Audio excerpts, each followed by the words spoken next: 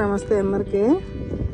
ఈరోజు మా సపోటా చెట్టు చూడండి, పిందెలు వస్తున్నాయి, పూతలు వస్తున్నాయి, కాయలు రెడీగా ఉన్నాయి.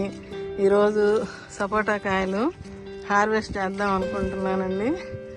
ఇవన్నీ చాలా కాయలు వచ్చినాయి, పెద్దవి అయినాయి. ఇవి కొన్ని కోద్దాం అనిపిస్తుంది, ఎందుకంటే కోసి బియ్యంలో పెట్టుకుంటే మనకి తొందరగా మగ్గుతున్నాయండి. మొన్న కింద చెట్టుతో కాయ కోసాను, అదంతా బాగా మగ్గి తిన్నాను, సూపర్గా ఉంది టేస్ట్.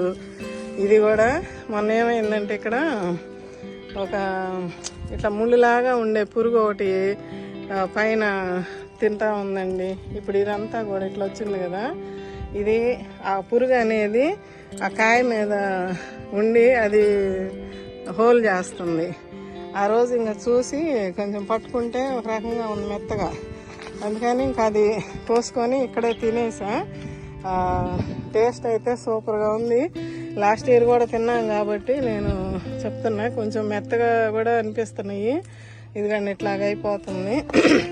అందుకని ఇప్పుడు కొంచెం కిచెన్ వేస్ట్ ఇచ్చి ఈ కాయలు కోసుకుందాం అనిపిస్తుంది. అందుకని ఇప్పుడు హార్వెస్ట్ చేస్తున్నాను, మీకు చూపిద్దామని చెప్పి మొదలు పెట్టా. చూడండి మా సపోటాలు ఇప్పుడు హార్వెస్ట్ చేస్తున్నాను.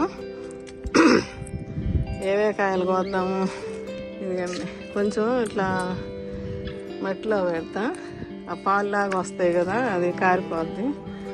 ఇది కూడా బాగానే ఉంది. మీ సపోటా మొక్కలు ఎలా ఉన్నాయండి? మీరు కూడా పెంచేవాళ్ళు అయితే నాకు కామెంట్లో చెప్పండి. మా చెట్టు ఎలా ఉంది, మా కాయలు ఎలా ఉన్నాయో చూడండి. అంతా కింద దాకా వచ్చి అసలు చెట్టు చూడండి, బరువుకి అట్లా వంగిపోతుంది. నేను అటు గోడమిటికి పెట్టి గోడకి ఆనిద్దాంలే అనుకుంటే, కనిపిస్తుందా గోడ? ఆ గోడకి ఆనిద్దాం అనుకుంటే ఇప్పుడు సమ్మర్ కదండి, గోడ కూడా వేడి వస్తుంటుంది కదా. సరే ఇట్లా ఉండనిద్దాంలే, ముందు పెద్ద సైజు అయిన కాయల వరకు కోసుకుందాము, పండినట్టు కోసుకుంటుంటే కొంచెం బరువు తగ్గిద్ది కదండి. ఎంత బరువు మోస్తుందో మా పిచ్చి తల్లి.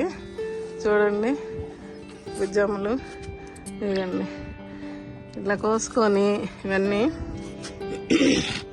చూడండి. ఆ పురుగు అనేది ఇట్లా పైనంతా స్కిన్ టచ్ చేస్తుంది, అది కాయ పాడవద్దని నాకు అనిపిస్తుంది. బయట కూడా ఈ సైజు వస్తాయో రావానండి, అంత సైజు వస్తున్నాయి ఇప్పుడైతే మన చెట్టు. కొంచెం అటుకు తిప్పుతాను, అటు వెళ్ళి కోసుకుంటా.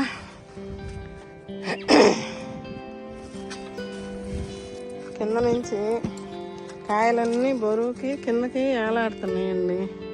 అయ్యండి చూడండి, ఇంకా కిందకు ఉన్నాయి, అయ్యండి కిందకంతా ఉన్నాయి. మీ కాయలు కూడా పంటకు వచ్చినాయండి. నన్ను అడుగుతుంటారు కదా, మా సపోటా చెట్టు ఇలా ఉంది ఎలా ఉందని. పేరు గుర్తు రావట్లే, మేడం గారి పేరు. మా చెట్టు రావట్లేదండి అని అట్లా అడుగుతున్నారు కదా.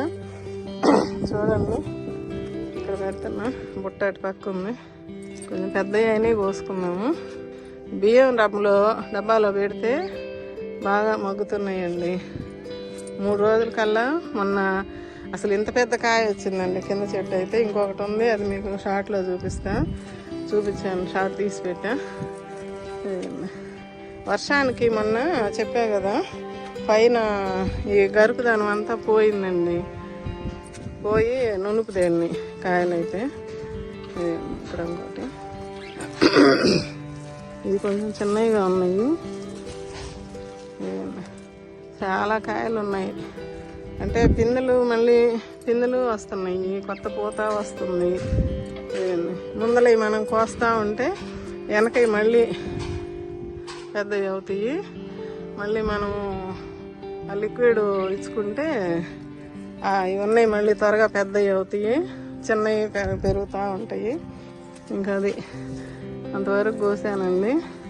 ఇవన్నీ ఇంకా చిన్నవిగా ఉన్నాయి, ఇవి కూడా చిన్నవిగానే ఉన్నాయి. ఇంకా ఇది కూడా కోస్తాను. అసలు బజార్లో కాయల కన్నా సైజు పెద్దది వచ్చిందండి బాగా. చూస్తున్నారు కదా, కాయ సైజు అర్థం అవుతున్నారు మీకు. ఇక్కడ ఒక కాయ రాలిపడింది. ఇప్పుడు నేను ఇటు జరిపాను కదా మొక్కని, ఇవి కూడా కొంచెం చిన్నవిగానే ఉన్నాయి, తర్వాత వస్తాయి. మనము బ్లాక్ టబ్లో పెంచుకుంటున్నాం కదండి, పోషకాలు మటుకి ఎప్పటికప్పుడే ఇస్తూ ఉండాలి ఏదో ఒకటి. నేనైతే ఎక్కువ శాతం కిచెన్ వేస్ట్ పోస్తున్నాను కదా, మీకు చూపిస్తానే ఉన్నాను. మరి ఓన్లీ కిచెన్ వేస్ట్కే మనకి ఇంత సైజు కాయలు వస్తున్నాయి అంటే కిచెన్ వేస్ట్ మనం తక్కువ అంచనా వేయకూడదండి.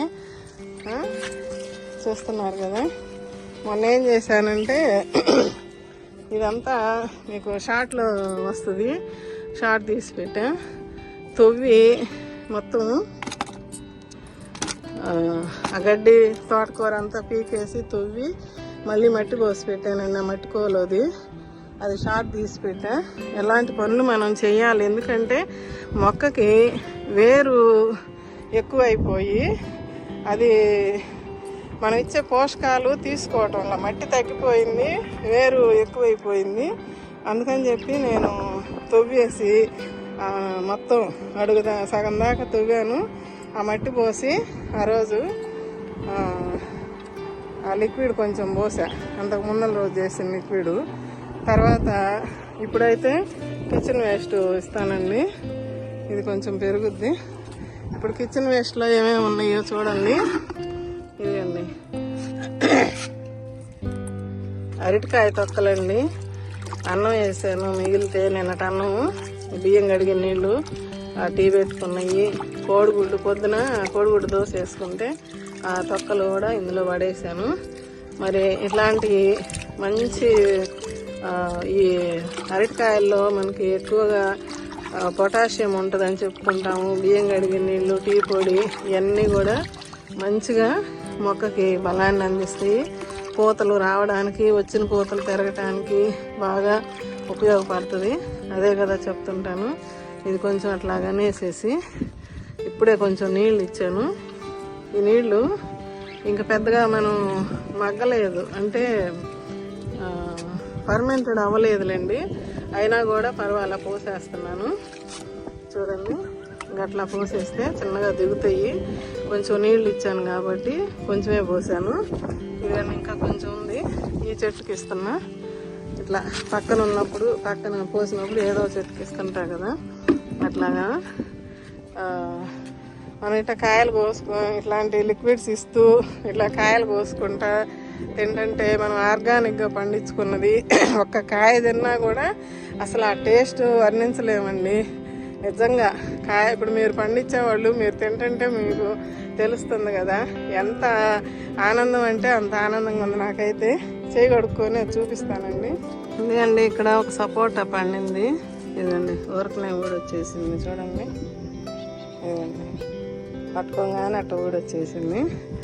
ఇవి ఇంకా గట్టిగా ఉన్నాయండి, ఈ తర్వాతకు వస్తాయి. ఇది కాయ పెద్దదైనా కూడా పండలేదు. మొన్న కోసి షార్ట్లో తీసి పెట్టాను, ఇంకా 2 కాయలు అట్లాగా, అవి కూడా చూపిస్తాను. షార్ట్లో వస్తుంది.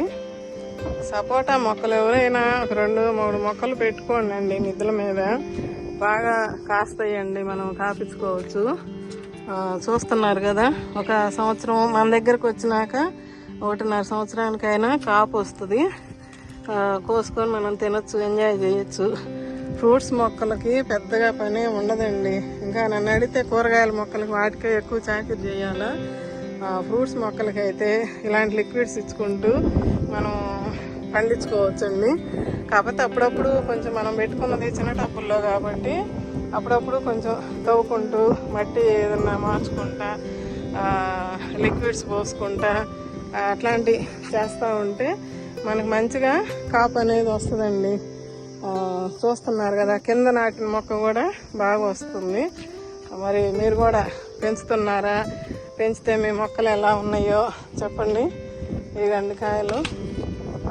నేను ఇట్లా మంచినీళ్ళ బాటిల్ కూడా తెచ్చుకుంటున్నా. పైన ఎండ గాలి అలా ఉంటుంది. ఇదండి కాయ, ఈ 20 కాయల దాకా వచ్చినాయి. ఇదమ్మా అడ్డం మిరపకాయ.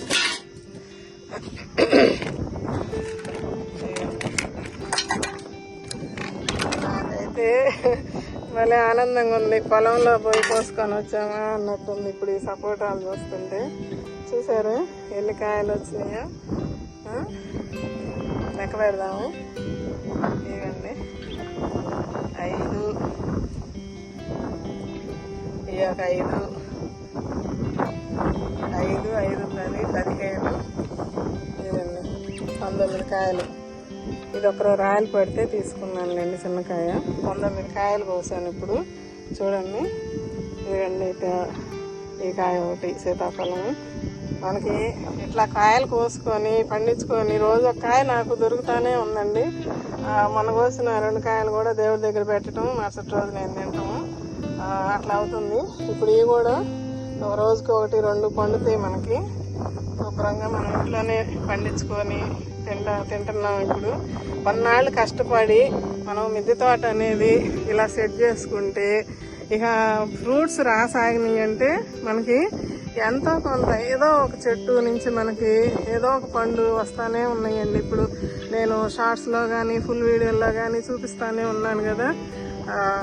మీరు కూడా అట్లానే ఫ్రూట్స్ మొక్కలు తెచ్చి పెట్టుకోండి. ఇప్పటి నుంచే పెంచుకోండి. అంటే మనకి 1 సంవత్సరం 2 సంవత్సరాలైనా కొంచెం పెంచుకోగలిగితే మొక్కలు మనకి ఫలితాన్ని అందిస్తాయండి. లేటుగానైనా ఫలాలు అనేది మనకి వస్తాయి. అది ఇప్పుడు నా మిద్దె తోటలోనే మీరు చూస్తున్నారు కదా. ఓకే అండి, వీడియో నచ్చితే ఒక లైక్ చేసి కామెంట్ రాయండి, ఎలా ఉందో షేర్ చేయండి. కొత్త వాళ్ళు చూస్తుంటే సబ్స్క్రైబ్ చేసుకోండి మా ఛానల్ని. ఓకే అండి, బాయ్ అండి, ఉంటానండి.